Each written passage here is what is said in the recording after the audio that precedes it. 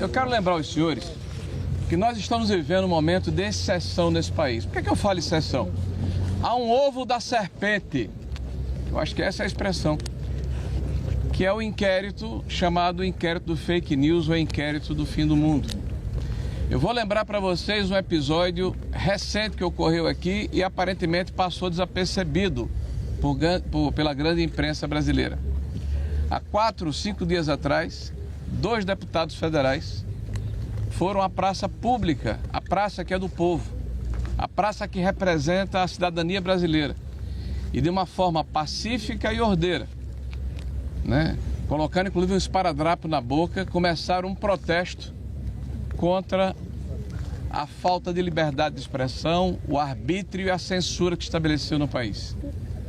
De 1h30 da manhã, o oficial de justiça que veio retirá-los da praça pública, por ordem do xerife geral do país, que é o senhor ministro Alexandre de Moraes, no âmbito deste inquérito do fake news de 7 anos atrás, que cabe tudo, que tem centenas de outros inquéritos em função do inquérito originário, foi simplesmente o governador do estado do Distrito Federal, o senhor Ibanez.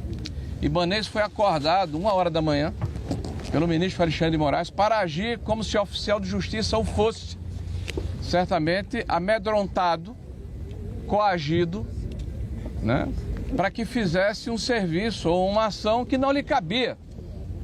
Isso mostra a hipertrofia ou invasão de competência de um poder sobre os demais poderes da República. Isso é muito grave. Esse inquérito vai completar, em março do próximo ano, 7 anos. Tem que fazer um grande bolo de comemoração, porque esse inquérito representa uma ação inquisitorial com tudo que isso representa. Um inquérito aberto de ofício, um inquérito sigiloso, um inquérito que permite um poder extraordinário a uma única pessoa, que engloba praticamente todos os assuntos da República e que não é encerrado. Porque certamente se quer manter este poder que existe sobre a nação brasileira, e no próximo ano nós teremos a eleição. E o ministro Alexandre de Moraes não será mais presidente do Tribunal Superior Eleitoral, mas continuará como presidente de um inquérito que pode tudo. Nós temos dezenas de parlamentares que hoje estão em inquérito no Supremo Tribunal Federal, não é por corrupção, não é por roubo, não é por malversação de recursos públicos, pasmem, é por crime de opinião. Porque no Brasil hoje é crime,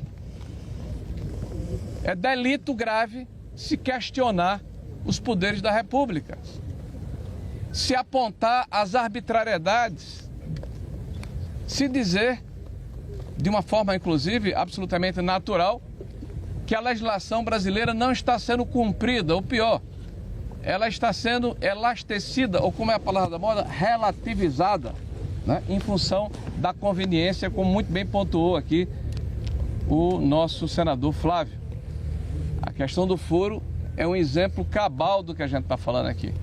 O foro ele foi ampliado e em 23, justamente para que, na nossa opinião, o presidente Bolsonaro fosse alcançado não por um pleno do STF, mas por uma turma. E uma turma que não tem imparcialidade. Nós temos lá, por exemplo, o ministro Flávio Dino, que tem uma ação contra o presidente Bolsonaro. Uma ação. E esse cidadão não se julga impedido. Nós temos um ministro chamado Alexandre de Moraes, que é o condutor do processo, que claramente e notoriamente é adversário do presidente Bolsonaro. E tem dado várias declarações pré-julgando essa ação.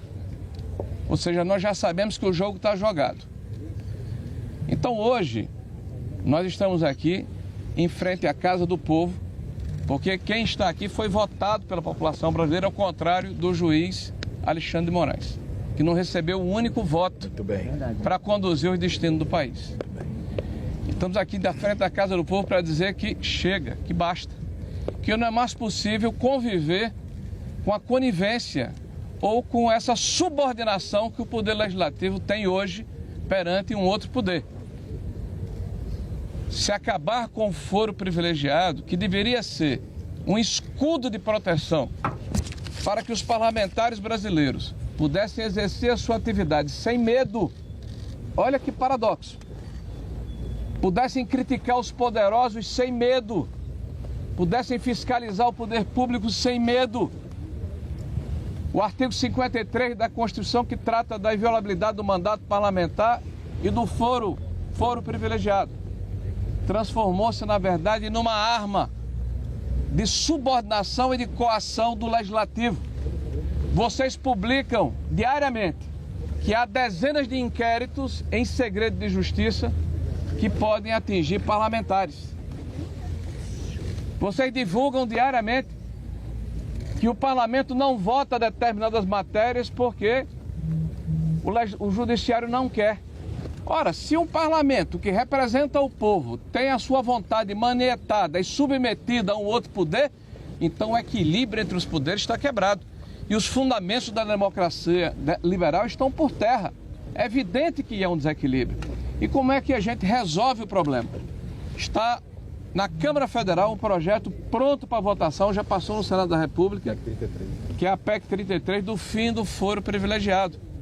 Então que os senhores parlamentares sejam tratados como cidadãos comuns e que o Poder Judiciário, pelo menos através de alguns de seus membros, perca a possibilidade de manietar, de submeter o Congresso Nacional à sua vontade ou à conveniência de ocasião. Então essa é uma das condições que nós estamos colocando, porque nós vamos nos colocar em obstrução, né? A partir de hoje nós estamos em obstrução. O segundo aspecto, que já foi colocado pelo senador Flávio, mas eu gostaria de reiterar um ponto. A gente tem escutado aí um grito de guerra, um mantra que a esquerda profere como se fosse uma palavra de ordem que unifica todas as correntes.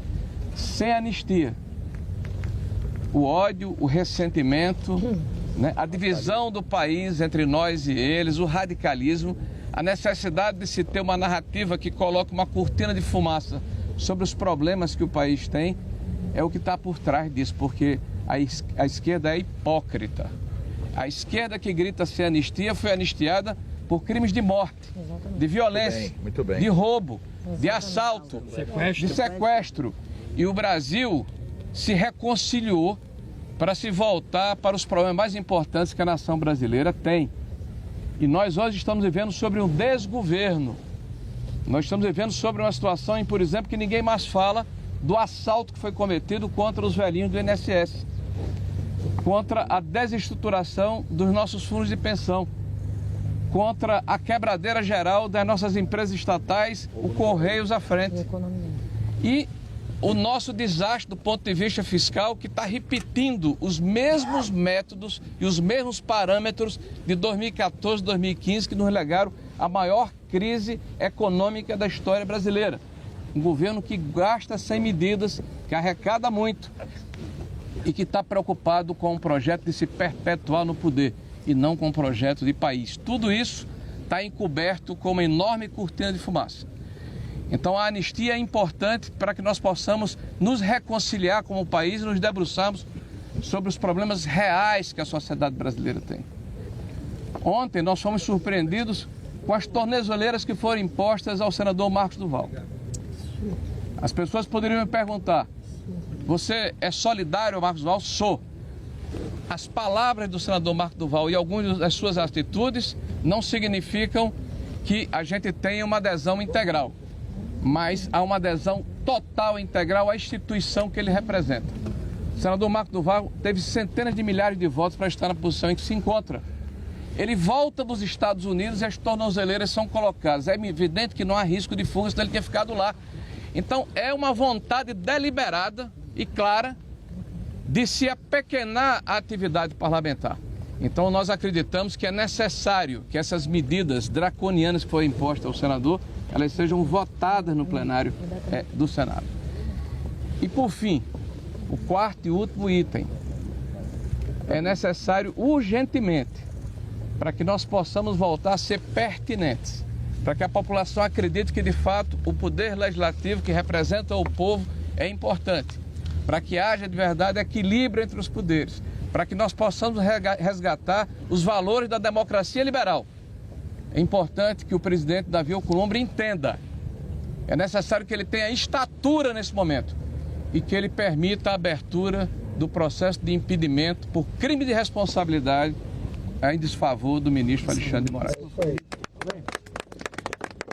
Não é possível mais imaginarmos que está havendo uma normalidade no país. As medidas que foram impostas ao presidente Bolsonaro foram extremamente severas e desnecessárias. E foram feitas por uma questão de fígado, claramente, e não por uma questão de necessidade jurídica. Tá? Nós estamos envolvidos num processo, estamos acompanhando um processo que nós sabemos, em que não há, e já repeti aqui, já falei anteriormente, imparcialidade nesse processo. Não deveria estar sendo nesse foro, os juízes que estão julgando deveriam ser declarados impedidos, mas mesmo assim, não se contentam, se precipitam. Então, nós esperamos agora que haja ponderação, haja bom senso e que nós possamos implementar as 4 ações que nós estamos colocando aqui para que nós possamos sair desse processo de obstrução. E eu quero anunciar, para concluir, estou aqui ao lado dos líderes da Câmara e do Senado. A Carol está grávida, vai falar primeiro. Tá, que nós, hoje no Senado e na Câmara, ocupamos as mesas diretoras das 2 casas, no Senado e na Câmara, e vamos obstruir as sessões. Tá? O Senado já está lá com 5 senadores sentados na mesa e 5 deputados também estão na Câmara dos Deputados. É uma medida extrema, nós entendemos, mas faz mais de 15 dias que eu, por exemplo, como líder da oposição, pode deixar de catucar, Carol, que eu vou falar o que tem que falar, viu? Eu como líder da oposição, tá certo? Não consigo interlocução com o senador Davi Alcolumbre. É um desrespeito com a casa e com o parlamento. Isso é verdade. O senador Davi Alcolumbre pode ser aliado do governo, mas não pode ficar de costa para a instituição e não pode ficar de costa para o parlamento. Ele representa o conjunto do Congresso Nacional e ele precisa ouvir o parlamento. Então nós estamos de obstrução e ocupamos as 2 mesas diretoras. Muito obrigado, senhor. Obrigado.